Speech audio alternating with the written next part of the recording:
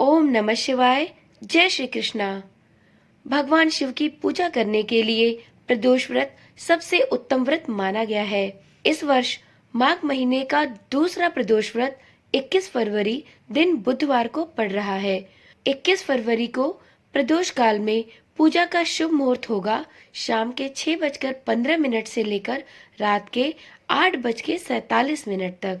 मित्रों, आप सभी का सनातन धर्मसार चैनल पर बहुत बहुत स्वागत है। हिंदू धर्म में प्रदोष व्रत का विशेष महत्व है।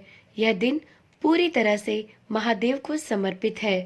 प्रत्येक महीने में 2 बार प्रदोष व्रत रखा जाता है। महीने के कृष्ण पक्ष और शुक्ल पक्ष की त्रयोदशी तिथि को प्रदोष व्रत रखने का विधान है।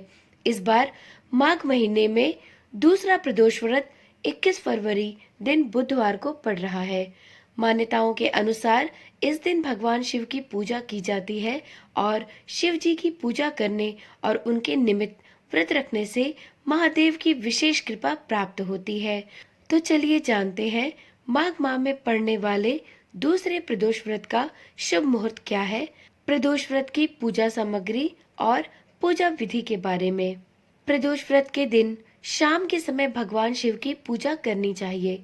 पंचांग के अनुसार माघ मास के शुक्ल पक्ष की त्रयोदशी तिथि 21 फरवरी को दिन बुधवार के दिन सुबह 11:27 पर प्रारंभ होगी और यह अगले दिन यानी 22 फरवरी को दोपहर 1:21 पर समाप्त हो जाएगी। ऐसे में प्रदोष व्रत 21 फरवरी को ही रखा जाएगा।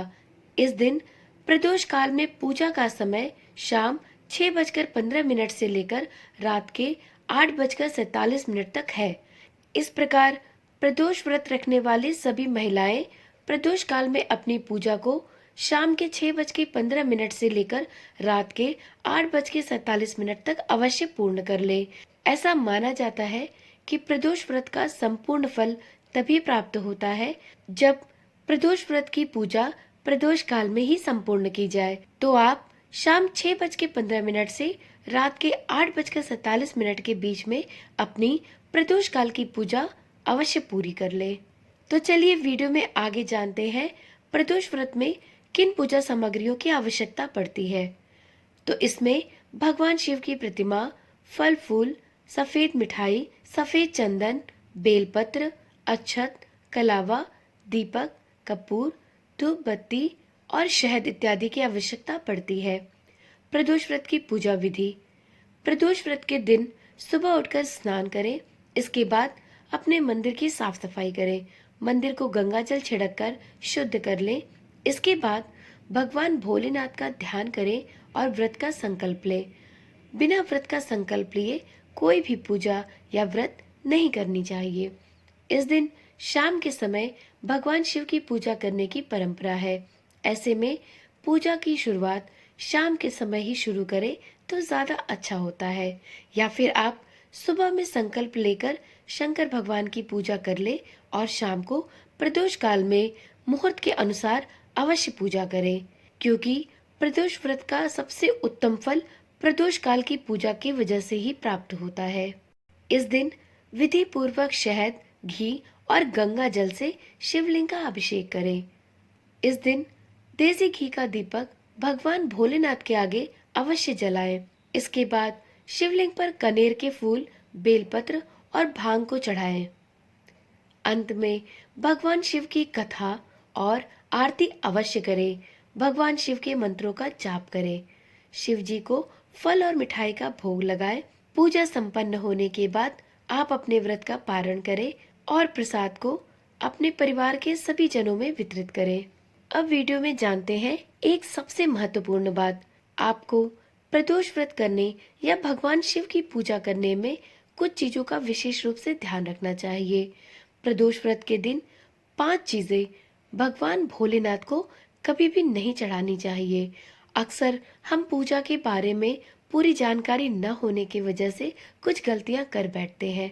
तो यदि आपको अब तक नहीं पता है तो ये 5 चीजें याद करके अपने मन में बिठा ले कि ये 5 चीजें भगवान भोलेनाथ को नहीं चढ़ानी चाहिए।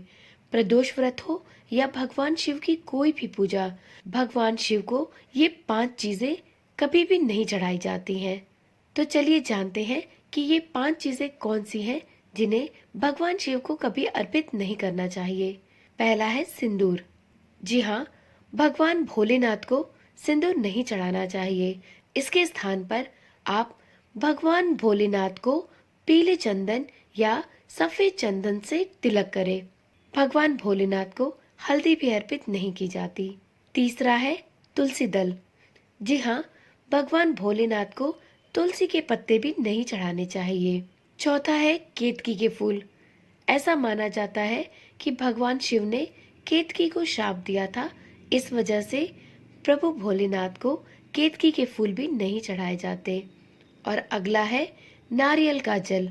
जी हाँ, भगवान भोलेनाथ को नारियल का जल भी अर्पित नहीं किया जाता।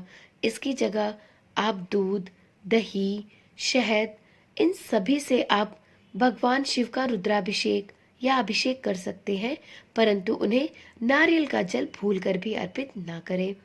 ऐसा करने से भोलेनाथ रुष्ट होते हैं और आपको आपकी पूजा का फल नहीं प्राप्त होता।